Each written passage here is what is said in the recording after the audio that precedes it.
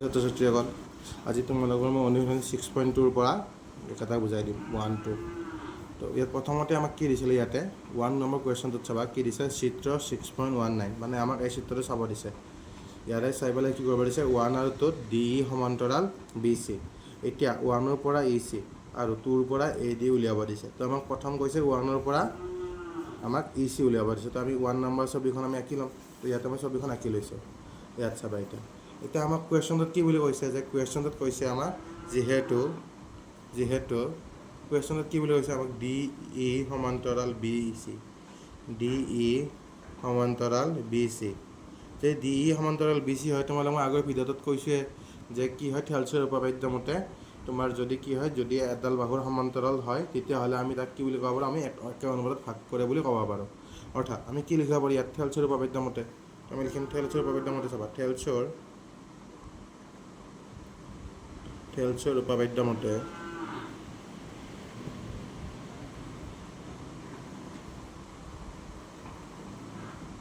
থেলছৰ উপপাদ্য মতে কি লিখিব পাৰোঁ আমি ইয়াৰ পৰা ভালকৈ মন দিবা থেলছৰ উপপাদ্য মতে আমি লিখিব পাৰোঁ যে ইয়াতে আমাৰ কি হ'ব A D by B D equal to A E by E C এতিয়া ইয়াৰ পৰা তোমালোকে ই চিৰ মান উলিয়াব দিছে তো ই চিৰ মানটো আমি কেনেকৈ ওলাম চাবা আমাৰ ছবিখনত দিয়া আছে এ ডি মানে দিয়া আছে 1.5 তো এ ডি মানে আমি 1.5 লিখিম এ ডি মানে লিখিলে আমি 1.5 বি ডি মানে দিয়া আছে তোমালোকৰ 3 লিখা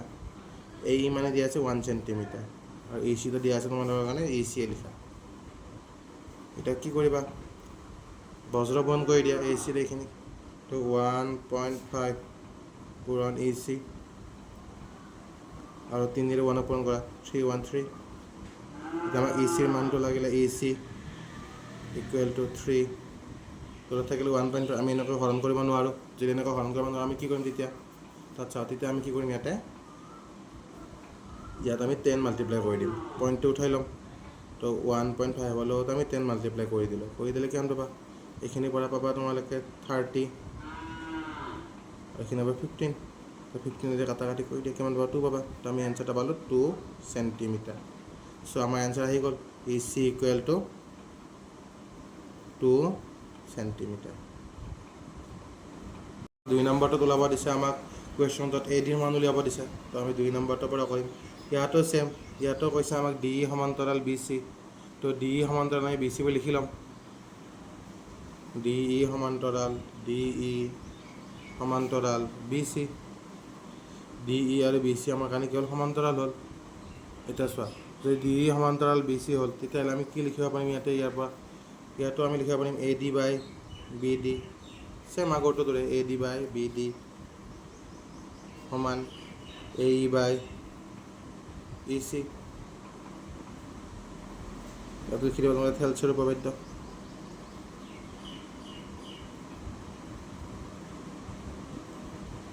উপপাদ্য মতে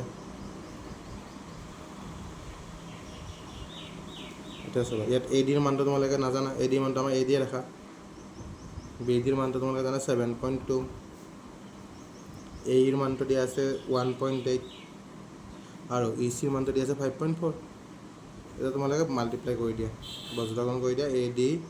ইনটু 5.4 আৰু 7.2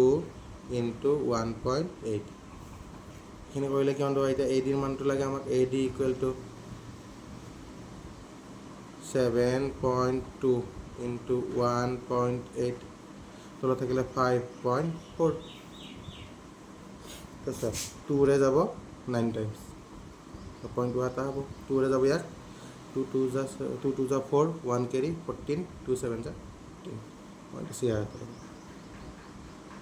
3ৰে যাব ইয়াত 3 টাইমছ 3 যা 9 3ৰে যাব ইয়াত 9 টাইমছ হ'ল এতিয়া তোমালোকে কি পালা মই এইটো লাইনটোকে এবাৰ লিখি লৈছোঁ তলত ইয়াত বেছি লেটাৰ হোৱাৰ কাৰণে ইয়াত চাবা এতিয়া লিখিছোঁ 7.2 ইনটু 0.3 থাকিলে আৰু তলত থাকিলে 0.9 আমি ইয়াত 3ৰে কৰিব পাৰোঁ ইয়াক 1 টাইমছ আৰু ইয়াক কৰিব পাৰোঁ আমি কিমান 3 টাইমছ যাব হ'ল থ্ৰীৰে তোমাৰ এতিয়া এইখিনি কৰিব পাৰা ইয়াত চাবা আমি ইয়াত পালোঁ কি পালোঁ ইয়াত পালোঁ আমি 7.2 ইনটু 1 এইখিনি কিমান পাবা 7.2 ইনটু 0.1 আমি পালোঁ তলত 0.3 পালোঁ এতিয়া এইখিনি চোৱা এইখিনি কৰিব পাৰা কেনেকৈ কৰিব পাৰিবা ইয়াত তলৰ পইণ্টটো উঠাই লোৱা যদি আমি কৰি কিমান পাবা 7.2 আমি এইখিনি কৰাৰ লগে লগে গোটেইখিনি মাল্টিপ্লাই কৰি লোৱা এইখিনি মাল্টিপ্লাই কৰিলে কিমান পাবা 0.72 কেনেকৈ হ'ল 72 লগত যদি 1 বৰংগা 72তে পাবা ইয়াত পইণ্ট দুটা পইণ্ট আগত গুচি যাব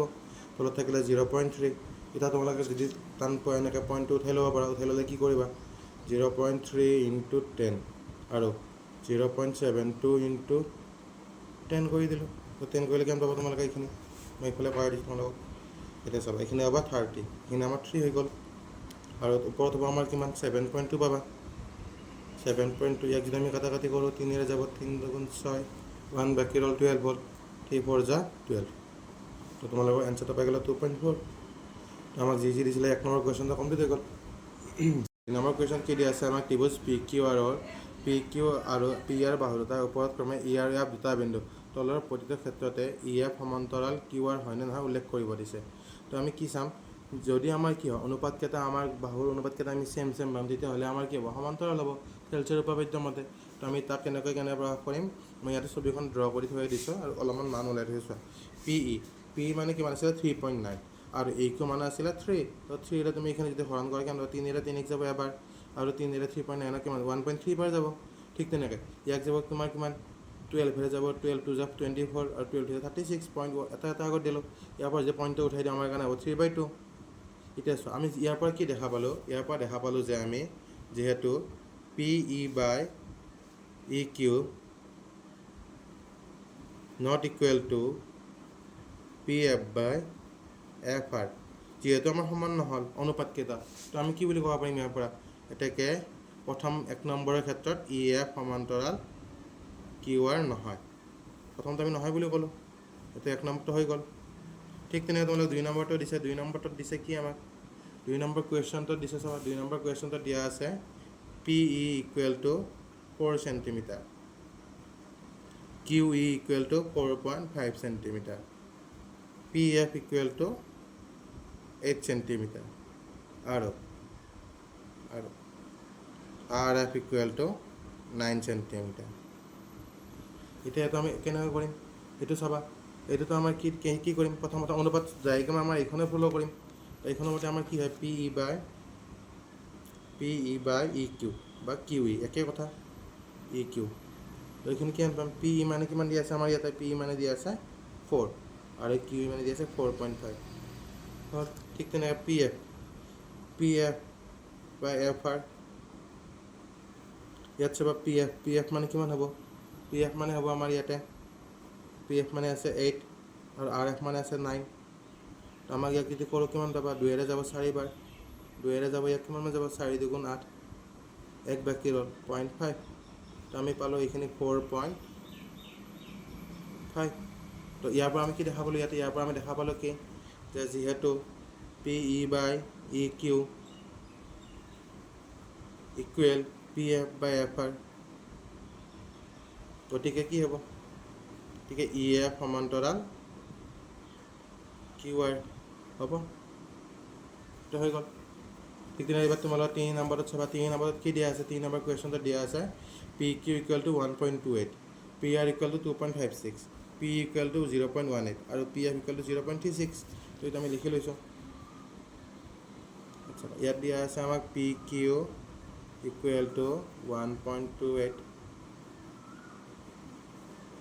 PR equal to 2.56 next is a PE equal to 0.18 আৰু PF equal to 0.36 এতিয়া ইয়াতে এটা মন দিবা ইয়াতে আগৰ গণিতবিলাকত কি আছিলে আমাৰ ইয়াতে PE EQৰ মানবিলাক দিয়া আছিলে এবাৰ আমাৰ ইয়াত এনেকুৱা মানবিলাক নাই তো তাৰ কাৰণে আমি কি কৰিব লাগিব ফাৰ্ষ্ট চ' আমাৰ কি হয় এইখিনি PE বাই আমাৰ এইখিনি হয় PE বাই EQ হয় তো PE বাই EQ দেখুৱাৰ কাৰণে আমাক কাৰ মান লাগিব EQৰ মান দিয়া লাগিব কিন্তু আমাক ইয়াত EQৰ মান দিয়া নাই আমাক কেনেকৈ ওলাম আমি EQৰ মানটো আমি ইয়াৰ পৰা ওলাই ল'ব পাৰিম কেনেকৈ ওলাব পাৰিম চাবা ছবিখনৰ পৰা যদি তোমালোকে কৰা আমাক লাগে কাৰ মান লাগে আমাক লাগে ই কিউৰ মানটো ই কিউ ইকুৱেল টু আমি কি কৰিব পাৰিম পি কিউৰ পৰা পি ইটো মাইনাছ কৰি দিম ঠিক তেনেকৈ নেক্সট তোমালোকে কৰিবা আমাক এফ আৰ লাগিব এফ আৰটো আমি কেনেকৈ ওলাব পাৰিম F R equal to P R minus P F এতিয়া চাবা ইয়াতে তোমালোকৰ পি কিউ মানে কিমান দি আছে পি কিউ মানে দি আছে 1.28 আৰু তাৰ পৰা আমি পি ই মানে দি আছে 0.18 এইখিনি মাইনাছ কৰিলে আমি কিমান পাম 1.1 পাম এইখিনি 1.1 চেণ্টিমিটাৰ হৈ গ'ল ঠিক তেনেকৈ তোমালোকে এবাৰ নেক্সটটো চাবা নেক্সটত কি দিয়া আছে আমাক এফ পি আৰ মানে দিয়া আছিলে ইয়াতে 2.56 মাইনাছ ইয়াত কিমান দি আছে পি এফ মানে আমাৰ হ'ব 0.36 কিমান পাবা বিয়োগ কৰিলে 2.2 পাবা যদি তোমালোকে বিয়োগবিলাক টান পোৱা এনেকৈ পাতি কিনে কৰিবা ইয়াত 1.28 আৰু তলত হ'ব আমাৰ 0.18 আঠাৰ পৰা 8 গ'লে 0 2 পৰা 1 গ'লে 1 হ'ল এনেকৈ লিখিছোঁ আমি বা নেক্সটটো চাবা নেক্সটটো মই কৰাই দিছোঁ ইয়াতে 2.56 0.36 6 over 6 গ'লে 0 5 over 3 গ'লে 2 হৈ গ'লে 2.2 হৈ গ'ল এইখিনি এতিয়া আমি কৰিম কি কৰিম এতিয়া আমি কৰিম কুৱেশ্যনটোত P E by E Q equal to P E মানে আমি গম পালোঁ পি ইৰ মানটো কিমান আছিলে পি ই মানে আছিলে আমাৰ 0.18 আৰু ই কিউ মানে পালোঁ আমি 1.1 হ'ল এতিয়া আমি তলৰ যদি পইণ্টটো উঠাই দিওঁ তলৰ পইণ্টটো উঠাই দিলে আমাৰ কাৰণে কিমান হ'ব এইটো 11 আৰু ওপৰতো হ'ব আমাৰ 1.8 ঠিক তেনেকৈ তোমালোকে নেক্সটটো চাবা নেক্সটটো আছে আমাৰ কি হ'ব P F by F R তো পি এফ মানে আছিলে আমাৰ 0.36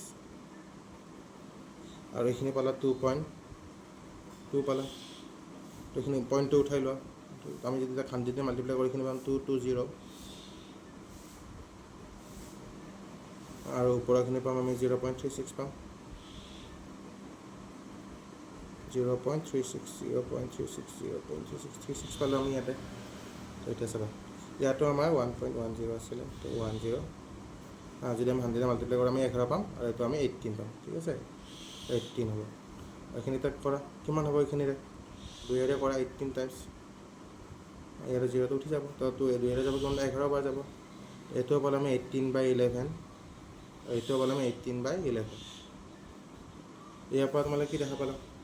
যিহেতু P E by E Q equal to P F by F R দেখে ই এফ সমান্তৰাল কিউ আৰ হ'ব হৈ গ'ল তোমালোকৰ এইটো 3 নম্বৰ কুৱেশ্যনত কি দিয়া আছে চিত্ৰ 6.20 যদি এল এম আৰু চি বি আৰু এল এন আৰু চি ডি প্ৰমাণ কৰা যায় তেন্তে এ এম বাই এ বি আৰু এ এন বাই এ ডি কিমান হ'ব আমাৰ এইখিনি আৰু আমি এইটো প্ৰমাণ কৰিব লাগে তো এইটো তাৰ কাৰণে আমি 6.20 ছবিখন চাম ইয়াত চাব ইয়াত আমি কি লিখিছোঁ প্ৰশ্নত আমি লিখি লৈছোঁ এল এম সমান্তৰাল চি বি আৰু এল এন সমান্তৰাল চি ডি তেন্তে প্ৰমাণ কৰা যে A M by A B equal to A N by A D এতিয়া চাবা আমি লিখি ল'ম সলিউশ্যন দিয়া আছে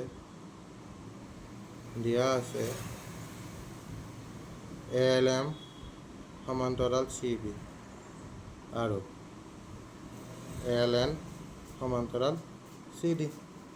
তেন্তে প্ৰমাণ কৰিব লাগে তেন্তে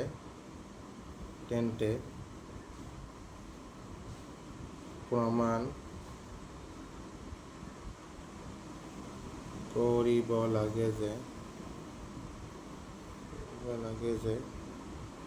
এ এম বাই এ বি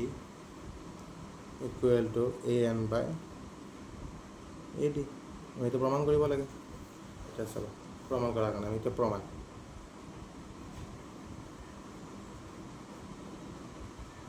তো প্ৰথম কৈছে আমাক আমি প্ৰথম লৈছোঁ এল এম সমান্তৰাল চি বি তো এল এম সমান্তৰাল চি বি তো আমি এতিয়া কোনটা ত্ৰিভুজ ল'ম এল এম সমান্তৰাল চি পি হ'ল আমি ল'ম এ বি চি ত্ৰিভুজৰ পৰা তো এ বি চি ত্ৰিভুজৰ পৰা এ বি চি ত্ৰিভুজৰ পৰা এ বি চিৰ পৰা এইখিনি মই তোমালোক জাষ্ট বুজাৰ কাৰণে লিখিলোঁ তোমালোকে পৰীক্ষাত লিখিব নালাগে এইখিনি কিন্তু পিছত লিখিম আমি জাষ্ট তোমালোক বুজাৰ কাৰণে মই কৈ দিছোঁ এতিয়া চাবা এ বি চি ত্ৰিভুজৰ পৰা আমি কি পাম আমাৰ থেলচিৰ উপপাদ্য মতে কি আছিলে A M by M B equal to A L by L C এনেকৈ লিখা A M by M B সমান কিমান হ'ব A L by L C ইয়াত আমি কি ইউজ কৰিছোঁ ইয়াক তোমালোকে ওৱান ধৰিব পাৰা ইয়াত আমি ইউজ কৰিছোঁ থেলচিৰ উপপাদ্য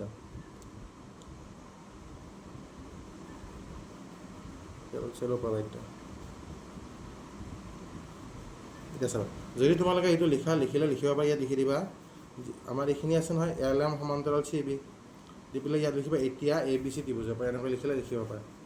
ফলে তো আমি এক নম্বৰ ধৰিলোঁ ঠিক তেনেকৈ 2 নম্বৰটোত চোৱা 2 নম্বৰ আমাৰ কি দিছিলে এল এন সমান্তৰাল চি ডি বুলি কৈছিলে এল এন সমান্তৰাল চি ডি তো আমি কি ক'ম এতিয়া নেক্সট এল এন সমান্তৰাল চি ডি হ'লে আমি নেক্সট ত্ৰিভুজটো ল'ম এ চি ডি বা আমি ল'ব পাৰোঁ এ ডি চি বুলিও ল'ব পাৰোঁ তো নেক্সট ত্ৰিভুজটো লৈছোঁ আমি এ ডি চি ত্ৰিভুজৰ পৰা এ ডি চি ত্ৰিভুজৰ আমি লিখি লৈছোঁ এল এন সমান্তৰাল চি ডি যদি হয় সমান্তৰাল তেতিয়াহ'লে কি লিখিব পাৰিবা ইয়াত A N by N D A N by N D equal to A L by L C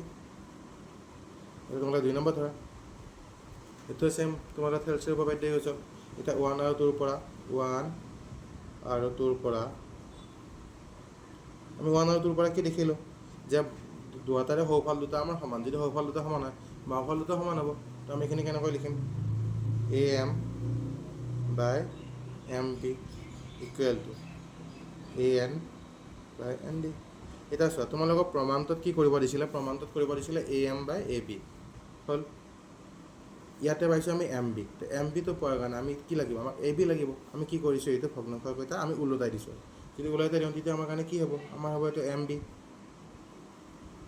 by A M এইটো পাবা N D by A N এতিয়া ইহঁতৰ লগত গোটেইকেইটালৈ তোমালোকে 1 এড কৰি দিয়া M B by A M plus 1 আৰু N D by A N plus 1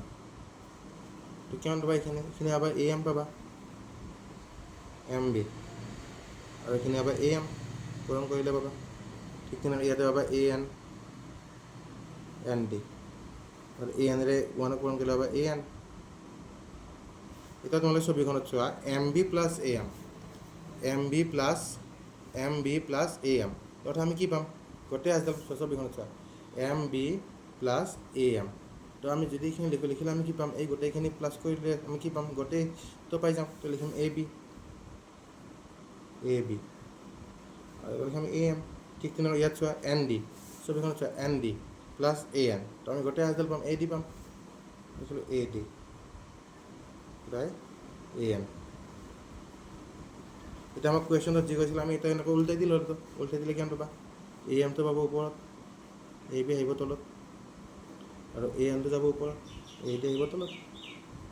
আমাক যি প্ৰমাণ কৰিব পাৰিছিলে আমাৰ প্ৰমাণটো হৈ গ'ল প্ৰমাণিত হ'ল